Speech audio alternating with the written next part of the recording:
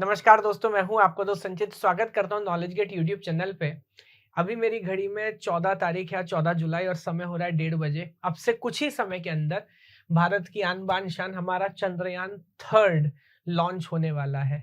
और इसरो, जो आप जानते हैं, एक बहुत प्रेस्टिजियस ऑर्गेनाइजेशन है, इस चंद्रयान को लॉन्च कर रही है। एंड आई होप, मैं भगवान से प्रार्थना करता हूँ कि ये सब कुछ सक्सेसफुल हो और इस बार हमारा जो रोवर है वो फाइनली मून पे लैंड करे। नाउ, जैसा आप सभी को पता है कि इस समय इसरो ने बहुत सारी वैकेंसीज भी निकाली और आप में से बहुत सारे लोगों ने अप्लाई किया है। तो जल्दी से एक बार समझते हैं कि इसरो क्या है, इसरो में जॉब क्यों करना चाहिए। सीएसआईटी वालों के लिए इसरो एक बहुत अच्छी रेस्पेक्टेबल पीएसयू क्यों है ना। इसको समझते हैं, फिर जो डिटेल्स हैं थोड़ा सा कैसे प्रिपेयर करना चाहिए, क्या करना चाहिए और इस प्रिपरेशन में नॉलेज गेट और हम आपकी कैसे हेल्प कर सकते हैं उस पर बात करेंगे। तो यहाँ देखिए, what is ISRO stands for. ISRO stands for Indian space research organisation. मैं पर्सनली अगर आपको बोलूँ ना, तो आजादी का हमने बहुत सारे एरिया में काम किया है, कुछ में अच्छा किया, कुछ में खराब किया है। बट हमारा आर्मी हुआ, डीआरडीओ हुआ, इसरो हुआ, ये कुछ ऐसे एरियाज है जहां हमें लगता है कि हमने बड़ा तोड़ू फोड़ू काम किया। ISRO is one of that की इट मेक्स इंडिया प्राउड। एक बार जल्दी से जानते हैं। देखिए, इसरो जो है वो एक स्पेस ऑर्गेनाइजेशन है। इसरो स्टैब्लिश हुआ था 1969 में, थोड़ा सा लेट था, हमें थोड़ी और पहले करना चाहिए था। और अगेन हमारा आइडिया यही था कि हम वेदर फॉरकास्टिंग हमें करना है, कम्युनिकेशन है, नेविगेशन है, साइंटिफिक रिसर्च है, इन सब काम के लिए हमारी अपनी स्पेस एजेंसी होनी चाहिए और उस पर हम काम करना शुरू करें। तो स्टार्टिंग में तो लंबी कहानी, अगर मैं कुछ इंपॉर्टेंट बात बताऊं तो पहला जो सैटेलाइट इंडिया की थी वो थी आर्यभट्ट। 1975 में हमने इसको ऑर्बिट में स्टैब्लिश किया था। उस समय हमारे पास अपना रॉकेट नहीं होता था, तो रशिया, जो हमारा पुराना दोस्त है, सोवियत यूनियन ने हमारे बिहाफ पे अपना रॉकेट यूज करके इस आर्यभट्ट को ऑर्बिट में स्टैब्लिश कराया था। थोड़ा समय बीता, उसके बाद 1971 में जो सतीश धवन स्पेस सेंटर जिसको आप बोलते हैं, इसरो ने वो पूरा स्टैब्लिश किया, धीरे धीरे डेवलपमेंट होता गया। एंड 1980 में रोहिणी सैटेलाइट स्टैब्लिश करी and successful launch took place in 1980। और ये सैटेलाइट हमने अपने रॉकेट से स्टैब्लिश करी। तो ये दुनिया के लिए एक बड़ी एक एग्जाम्पल था कि अगर धीरे धीरे काम करें और चाहे स्टार्टिंग में बहुत सारे असफलताएं भी आए, तो भी समय के साथ काम करके उनके ऊपर पार पाई जा सकती है। देन बहुत सारे वैसे तो अचीवमेंट्स है, लिस्ट बहुत लंबी है।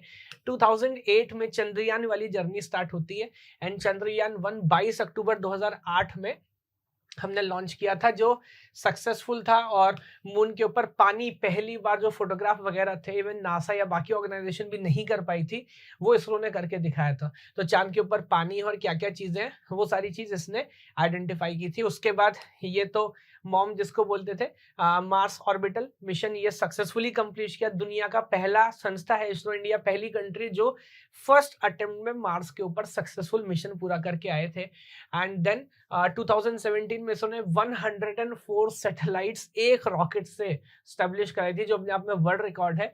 और वो देश अभी जो इस टेक्नोलॉजी में पायनियर हुआ करते, जिन्होंने स्टार्ट किया था, अब वो भी काइंड ऑफ अपनी सैटेलाइट हमारे थ्रू लॉन्च कराता है, बिकॉज हम वो काम बहुत सस्ता और बहुत अच्छा करना जानते हैं।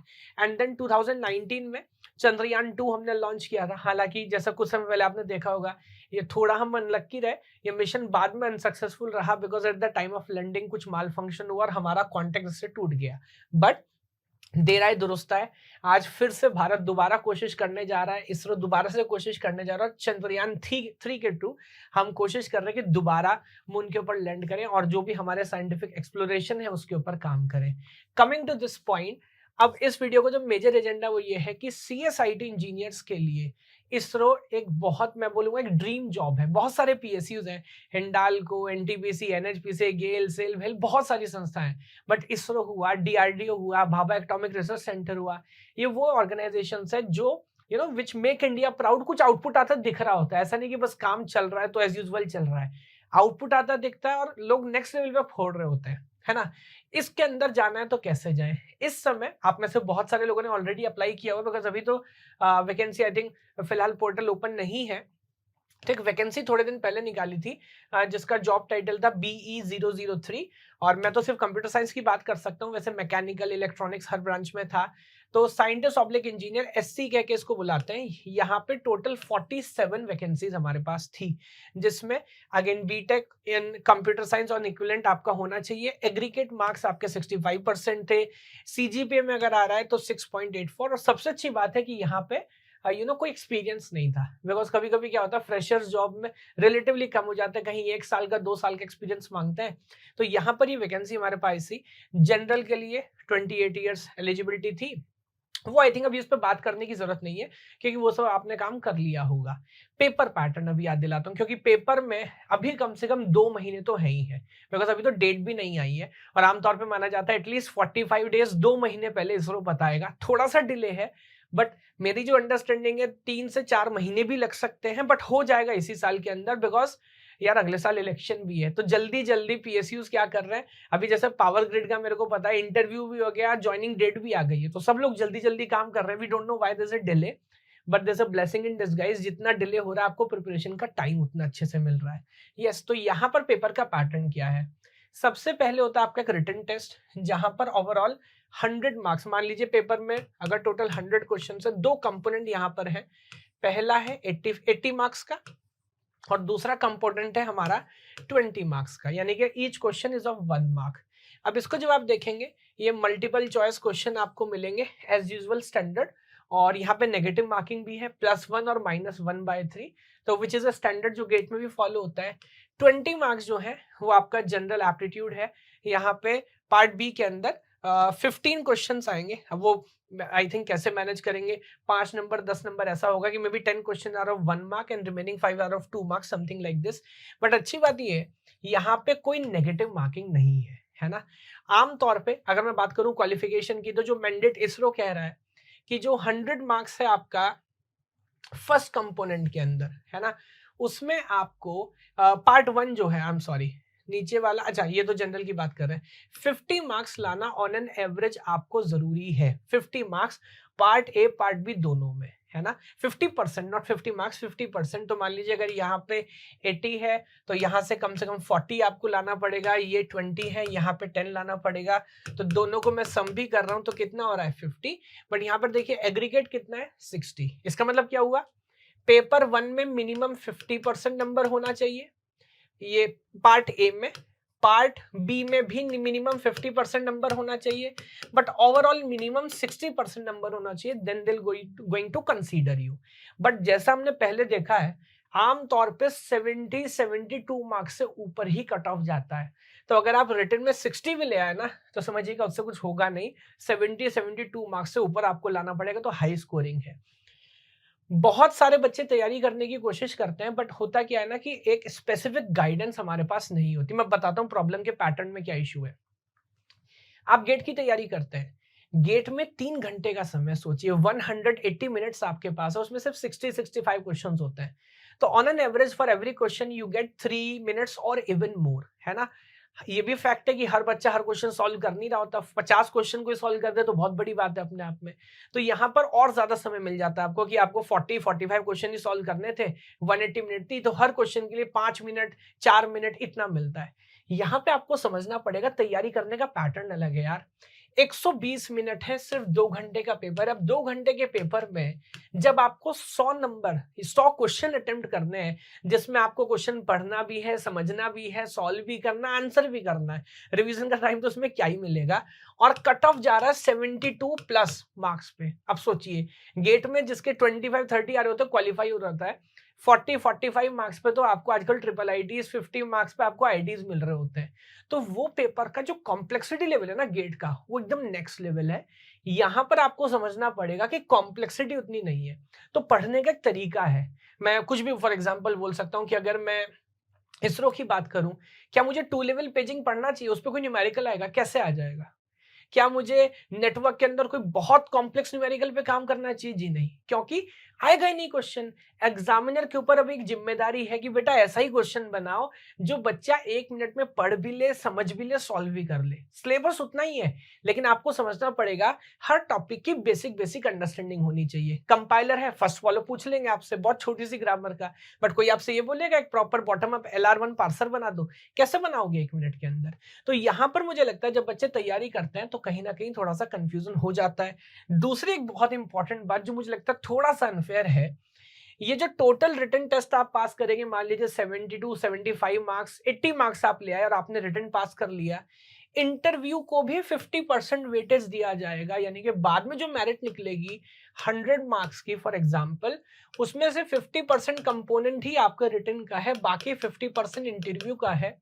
उसमें गाइडेंस आमतौर पे नहीं मिल रही होती है। ज्यादातर केस में जब मॉक इंटरव्यूज होते हैं, बच्चों को गाइड किया जाता है, किस चीज पे कॉन्सेंट्रेट करते हैं? प्राइवेट जॉब्स पे, इंडस्ट्री पे। गवर्नमेंट एग्जाम के या गवर्नमेंट पोस्ट के इंटरव्यू कैसे क्रैक किए जाते हैं, उसकी एक अलग अप्रोच है, उसका एक अलग आइडिया है। तो उस पे कहीं ना कहीं मुझे लगता है बच्चे गड़बड़ करते हैं इंटरव्यू के अंदर। अगर सही से एफर्ट किया जाए तो कभी कभी हो सकता है आपके कट ऑफ से थोड़े से ऊपर हो, 72 73 75 भी हो, बट इंटरव्यू में आपने इतना सही काम किया कि आपका सिलेक्शन हो जाए। तो अब यहाँ पर सैलरी की बता देता हूँ। बेसिक सैलरी इस जो बेसिक पे स्केल होता है दैट इज 56,100। कुछ बच्चों को लगता है सैलरी है, ये सैलरी नहीं है।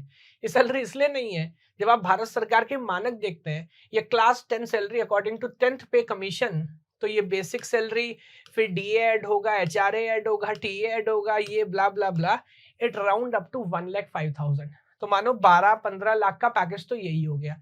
उसके बाद जो सुविधाएं हैं गवर्नमेंट जॉब में, उनका कोई कंपटीशन है नहीं सर। अगर मैं देखना शुरू करूं, ट्रैवल लीव्स आपको मिलेंगी, बिल्डिंग का अलाउंस मिलेगा, पूरे फैमिली का ग्रुप डिस्कशन। मेरे बहुत सारे रिलेटिव अच्छी PSU में है। एक बार आप गए ना, आदमी पैसा क्यों इकट्ठा करता है? बच्चों की पढ़ाई के लिए, तबियत खराब हुई उसके लिए, सबकी जिम्मेदारी सरकार की है। यहाँ पे वो 5 लाख की 10 लाख की लिमिट भी नहीं होती। कितना भी पैसा खर्चो आप, आपका जो स्पाउस है, हस्बैंड है, वाइफ है, बच्चे हैं, life long the organisation is going to take care. रहने की टेंशन ये 60 साल तक बढ़िया आपको एकदम टाउनशिप मिलेगा, बढ़िया मिलेगा। तो जॉब बहुत खूबसूरत है, इसरो में काम करने का मौका मिल रहा है, इज्जत मिल रही है, पैसा मिल रहा है, सेंस ऑफ अकम्पलिशमेंट मिल रहा है। तो इस जॉब के लिए तैयारी करनी है तो शानदार तरह से करनी है।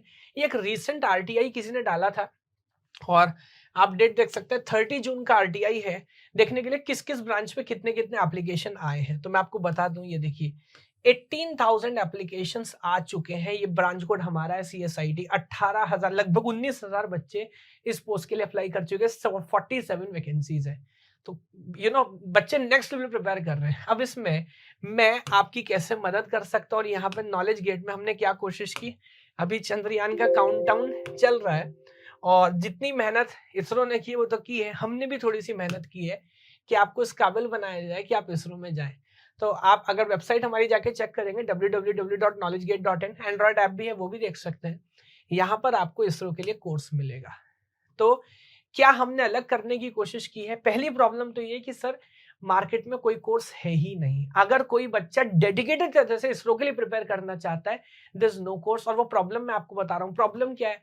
प्रॉब्लम ये कि गेट वाले वीडियोस या किसी और कॉम्पिटिटिव एग्जाम की वीडियोस उठा के दे देते हैं। नहीं चाहिए, वो उतना नहीं पढ़ना है। किस तरह का क्वेश्चन आएगा, किस लेवल पे तैयार करना है, वो सीखना चाहिए। और वो सीखने के लिए सबसे इंपॉर्टेंट बताइए क्या है? Previous year question. किसी भी पेपर के लिए तैयारी करने से पहले जरूरी है कि उसके प्रीवियस ईयर क्वेश्चन देख लिए जाए। मेरे ख्याल से इससे अच्छा तरीका हो ही नहीं सकता। तो पहली चीज जो हमने यहाँ पर की और मुझे लगता है और शायद ही कहीं आपको मिलेगी, वो क्या? हमने सारे प्रीवियस ईयर क्वेश्चन सॉल्व कर डाले हैं। मैं सॉल्यूशन की बात नहीं कर रहा, वीडियो सॉल्यूशंस की बात कर रहा हूँ, रिटन की बात नहीं कर रहा। तो लगभग 1,000 प्रीवियस ईयर क्वेश्चन जितने मिले हैं फ्रॉम 2007 से लेके आज तक के, हर सब्जेक्ट के सारे क्वेश्चन सॉल्व कर डाले और वो भी टॉपिक वाइज अरेंज किए हैं। इन चीज का ध्यान रखा है, उतना ही पढ़ाया जाए जो इसरो वाले लेवल के लिए जरूरी है। उससे कम पढ़ेंगे तो भी दिक्कत है, ज्यादा पढ़ेंगे तो यहाँ वो काम नहीं आना अगर आपका टारगेट इसरो है तो यहाँ पर आप ऑलरेडी देख सकते हैं operating system, DBMS, computer networks, digital, कोआ, discrete maths, compiler, data structure, TOC, algorithm, software, C language and aptitude, जो हमारा लास्ट वाला सेक्शन है। 15 क्वेश्चन वाला, वो सारी की सारी चीजें यहाँ पर आपको नजर आएंगी। अगर मैं किसी भी मॉड्यूल में अंदर जाके दिखाता हूँ, suppose I go in operating system, अब यहाँ पर आप देखेंगे कुछ वीडियो ट्रायल्स भी हैं, आप फ्री वीडियोस भी देख सकते हैं, इसमें बहुत सारा कंटेंट आप देखेंगे। Now they you see ISRO 2018 question, फिर आगे चलते जाइए they you see ISRO 2017 question, फिर आगे चलते जाइए अगेन इसरो 2017 क्वेश्चन। तो क्या करने की कोशिश की है, ये भी नहीं कि पूरा कंटेंट पढ़ा दिया और बाद में एक जगह सारे क्वेश्चन मिल गए। क्या पढ़ने के बाद कौन सा क्वेश्चन आना चाहिए, उनको topic wise level by level arrange किया है। तो ये मेरे ख्याल से परफेक्ट कोर्स है। इस बात को ध्यान रख के बनाए कि कंटेंट किस लेवल पे होना चाहिए, point number 1, along with the ISRO PYQs, so that आपको पता लगता रहे जो मैं पढ़ रहा हूँ वो क्वेश्चन सॉल्व करने के लिए पर्याप्त है कि नहीं, कम पढ़ना है कि ज्यादा पढ़ना है, according to this thing. Apart from these PYQs, ये तो मैं बोल रहा हूँ इसको नेक्स्ट लेवल फोड़ा है, हमने काम कर रहे थे 2-3 महीने से, जब तक पूरा नहीं हुआ तब तक कोर्स लॉन्च नहीं किया। सेकंड बात जो यहाँ पर हम करेंगे, interview guidance and live classes. ये सारा recorded content topic by topic तो आपको मिलेगा ही, जाहिर सी बात है इतने कम समय में सब कुछ लाइव नहीं पढ़ा सकते। मैं मान रहा हूँ लगभग 2-2.5 महीने का समय है अभी हमारे पास, आज से भी आप शुरू करो। अब क्वेश्चन ये है ना सर पॉसिबल है कि नहीं, 100% पॉसिबल है अगर आज से शुरू करा जाए। और मैंने देखा है बच्चों को नेक्स्ट लेवल फोड़ते हुए, क्योंकि ये मौका है, ये पेपर इतना डिफिकल्ट नहीं है।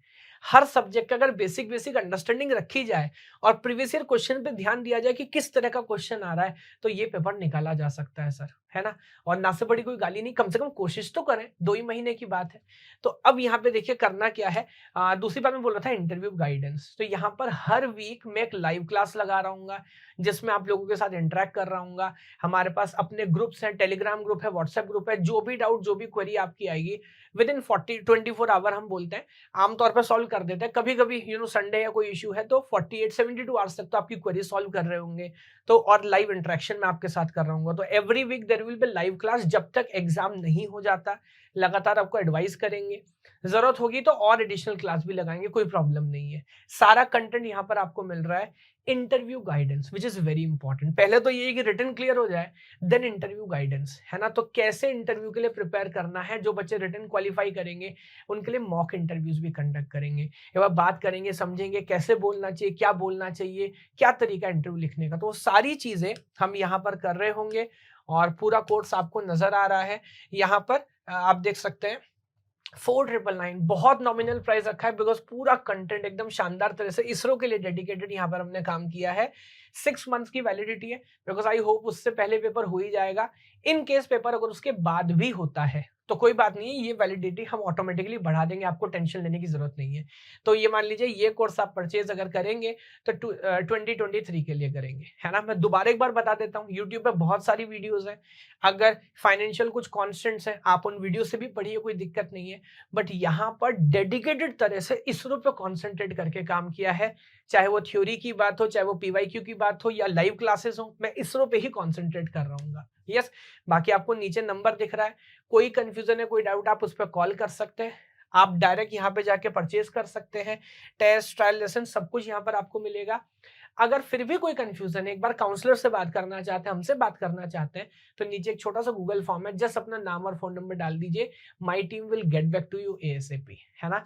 तो अगेन मैं भगवान से उम्मीद करता हूँ कि हमारा चंद्रयान इस बार सही से ऑर्बिट में जाए, चांद के ऊपर पहुंच जाए, और आप चंद्रयान 4 की टीम का अगर मेंबर बनना चाहते हैं, करेंगे तो हम जरूर, और एक दिन इंसान भी भेजना है, हमें भी भेजना है, तो आप इस ऑर्गेनाइजेशन में जाएं। मैंने आपको सैलरी बता दी, लाइफस्टाइल बता दिया, सब कुछ एकदम फिनोमिनल है। तो आई होप आप तैयारी को नेक्स्ट लेवल लेके जाएंगे। और ये सोचिए मत होगा कि नहीं होगा, होगा कि नहीं होगा, अभी है 2 महीने प्लस का समय तो है ही है, 3 या 4 महीने भी हो सकता है। आज शुरू करेंगे, पहुंच सकते हैं आप इसरो के अंदर। Thank you so much. जय हिंद, जय भारत।